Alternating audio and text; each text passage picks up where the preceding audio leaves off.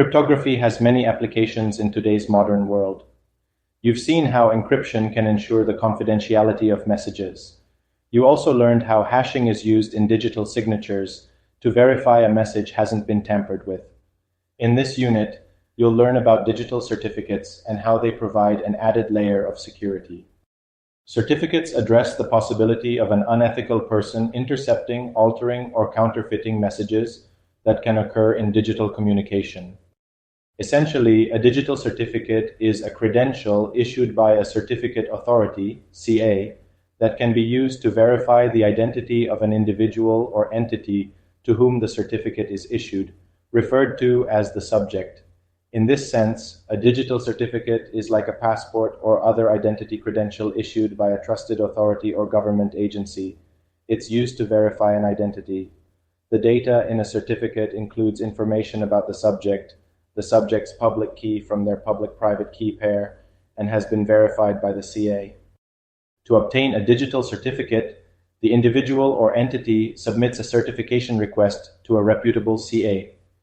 Details of the requester's identity and their public key from the public-private key pair generated from an available tool are included in the certificate request.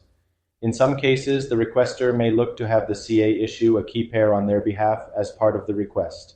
In either case, the private key is always kept secret by the individual or entity. The CA reviews all the identity information submitted in the request to determine whether it meets the CA's criteria for issuing a certificate. If the CA approves the request, it signs and issues a certificate containing information about the subject and the subject's public key. The lifespan of a digital certificate tends to be 1 year, after which the certificate expires. When that happens, you'll see a warning message about expired certificates. The warning indicates that the subject's identity can't be confirmed.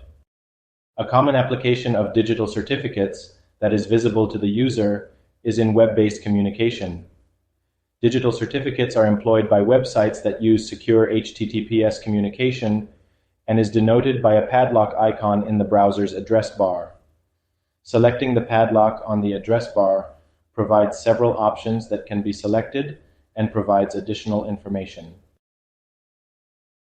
Selecting Connection is secure provides information about the connection as shown in the image below. Selecting the certificate icon provides details about the digital certificate. Why do we need digital certificates? In an earlier unit, we described the process of asymmetric encryption and how the public-private key pairs are used.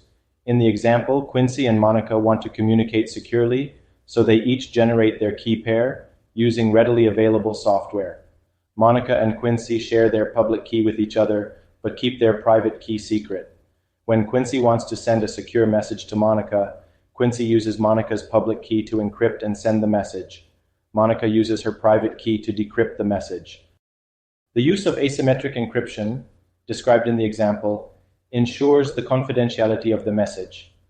Because public keys are public, there's nothing that validates the public key used by Quincy really came from Monica. Similarly, there's nothing that validates the message was actually sent by Quincy. There's a potential for an unethical person to intercept, alter, or counterfeit the messages. Digital certificates play an important role in addressing this risk. Let's assume that Monica has been issued a digital certificate through a reputable CA, and it's shared with Quincy. The certificate links Monica's identity with the public key. Because Quincy uses the public key in Monica's certificate, Quincy is assured the public key came from Monica, and only Monica's private key will decrypt the message. Let's assume that Quincy has also been issued a digital certificate through a reputable CA. Quincy uses his private key to digitally sign the message. Quincy sends the signed message to Monica along with the digital certificate containing his public key. The digital certificate links Quincy's identity to the public key, so using public key in the certificate serves to verify the message hasn't been tampered and verifies the message came from Quincy. Without the digital certificate, a digital signature only serves to verify the message hasn't been tampered with. Summary and resources. Cryptography is foundational to protecting the confidentiality, integrity, and availability of information. It also defends against cyber attacks. On our journey through cryptography and encryption, you've seen how secret messages evolved from symmetric encryption to the modern application of asymmetric key encryption on email and online cybersecurity.